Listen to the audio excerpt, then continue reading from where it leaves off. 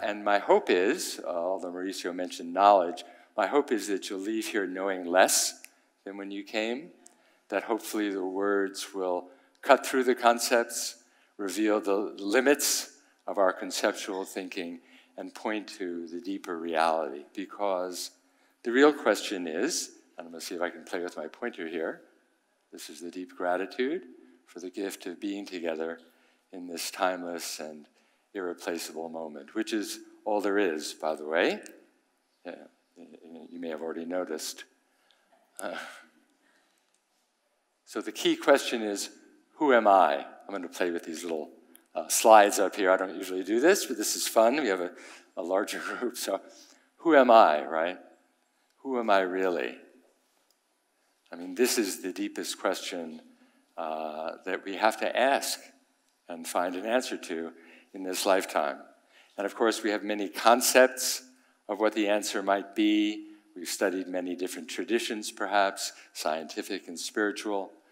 But to come to a deep, experiential, unshakable, undeniable recognition for ourselves of who I am, right? And by extension, what is reality? Because when we know who we are, we know what reality is, right? So we use this word I all the time. It's the most important word in our vocabulary, right?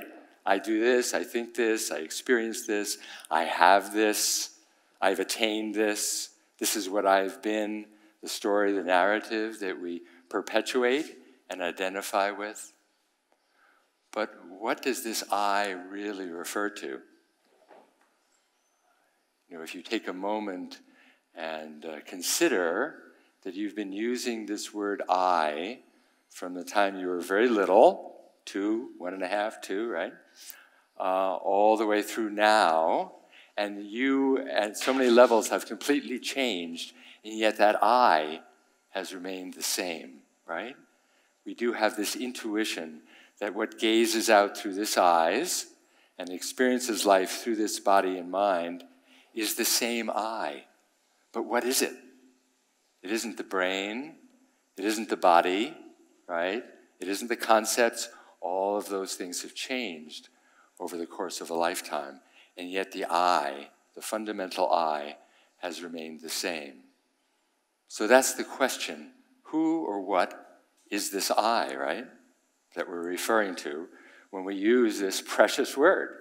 It's for so many of us, I, you know, this is what I think, right? So we're not our story, we're not our narrative, we're not our past or our future. Then who are we? Okay? And this is the essence of spiritual awakening. Discovering the answer to this question of who am I? Everything else is just talk.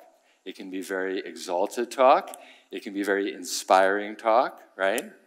But until we come to a deep realization or recognition of who I am, it's all just concepts, right? And this is something that is experienced beyond the mind in a direct recognition. The word gnosis from the Western traditions, G-N-O-S-I-S, which is from the same root as jnana, J-N-A-N-A, from the Sanskrit tradition, all refer to this deep knowing beyond the mind, the deep recognition. Okay, it doesn't involve the concepts, okay? Now, I think most of us have an intuition of who I am, right? We have inklings of it, right? Maybe from childhood, you know, trailing clouds of glory, do we come from God who is our home, said Wordsworth, right?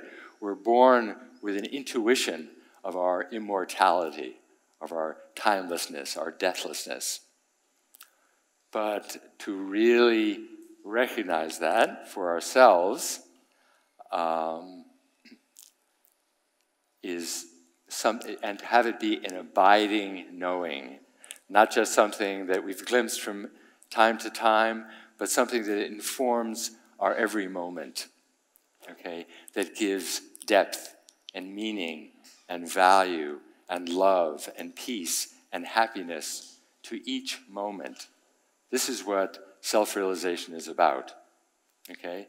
It's not just some idle, abstract something that seers and yogis do in the woods or on the mountaintops, right?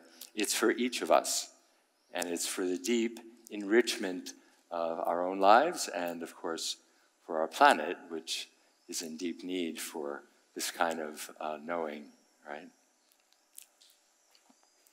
So, what is the path to this this deeper knowing? Huh? How do you get there? Now, I run an annual 4-month school called the School for Awakening. It's all entirely online, and so supposedly an expert in awakening, but I can't tell you how to get there. There are no clear-cut guidelines. You know, there's no marked path. Each person is the path. You are your own path. And yet, of course, there are some powerful teachings and teachers that make it available to you in different ways, okay?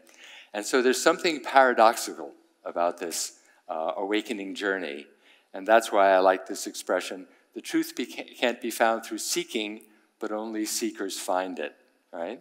Now, it's not necessarily true. There are many people who wake up without seeking, right?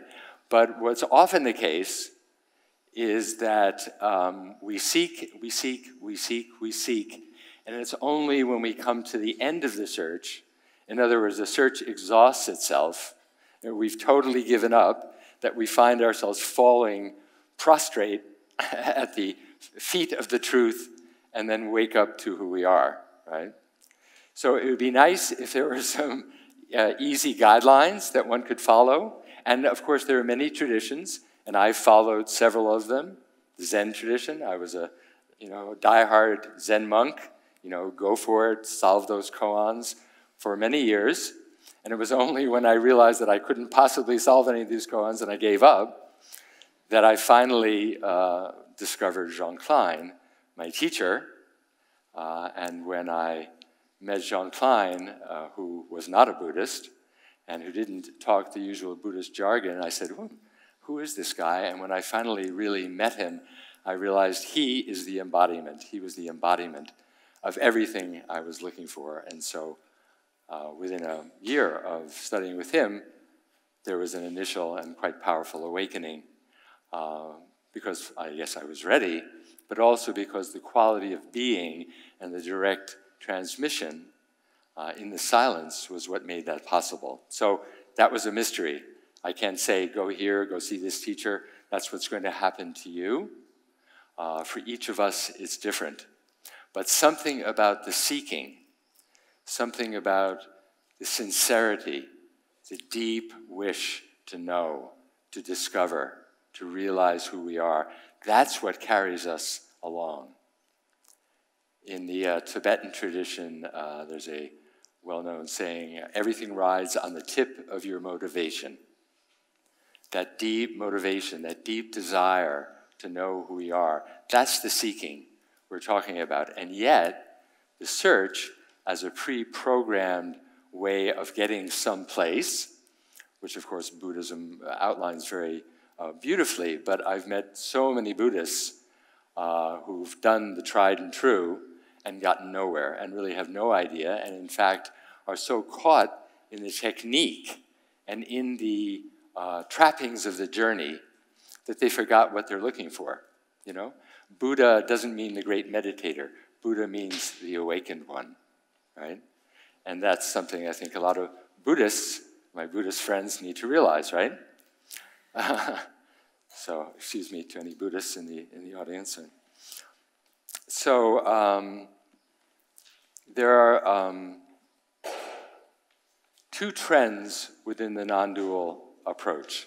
Those of you who've studied with non-dual teachers, gone to satsangs, you maybe will understand what I'm talking about. Satsangs literally means being together in truth. These are gatherings in which we explore the nature of reality and who we really are. So I call them the always already, right? And the practice, right?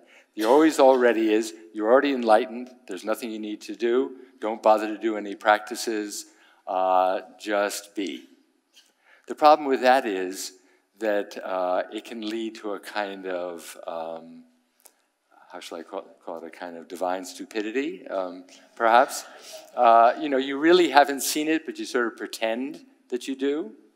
And so some teachers will just say, don't bother with doing anything. There are some that are quite well known. And I think there's a beauty in that.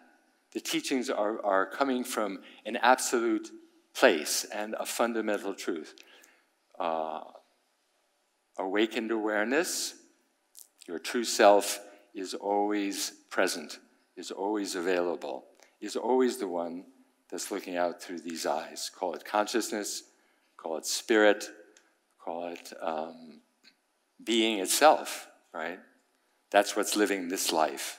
That's what's seeing out through these eyes, experiencing life. But until you know that for yourself, that doesn't do you any good, right? So how do you find that out for yourself? That's the nature of the path, right?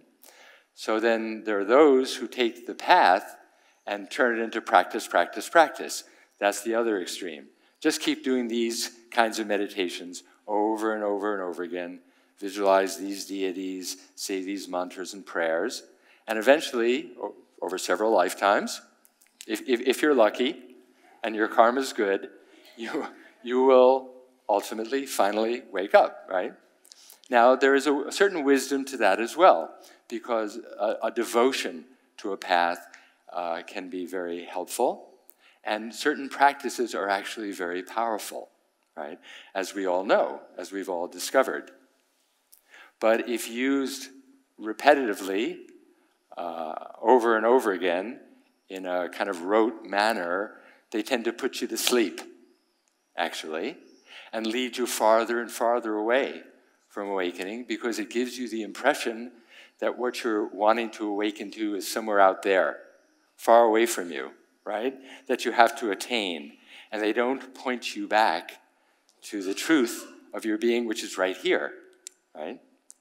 So that's where the approach that I teach, which I call, in the spirit of my teacher, Jean Klein, the direct approach, points you back again and again directly to your true self, consciousness, awakened awareness, which is always present. But that pointing is really crucial. Without the pointing, we can pretend, we can talk a good Advaita jargon, but we don't really know it in our own bones and flesh, right? And that's what's important. That's what brings happiness and peace of mind, right? So Ramana Maharshi, the great sage of Tiruvannamalai, people think of him as the one who taught, you're already awakened, just recognize it. But of course, he gave practices constantly to his students.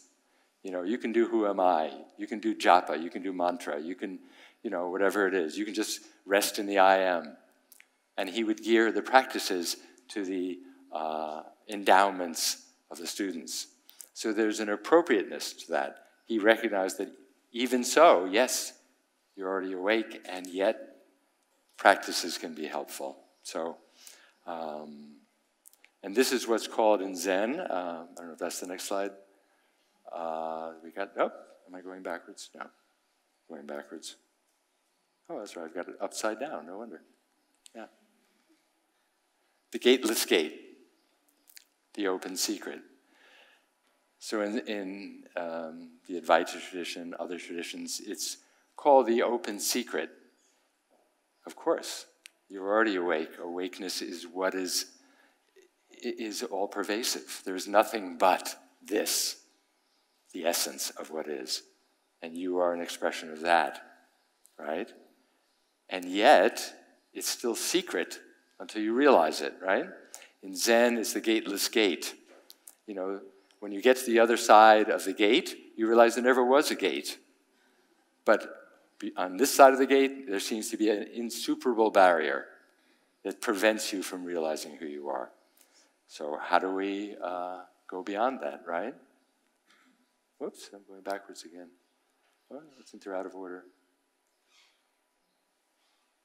Okay, So genuine, life-transforming spiritual awakening is a fundamental shift in the locus of identity. So it's one thing to have glimpses of non-dual reality, which are of course really important.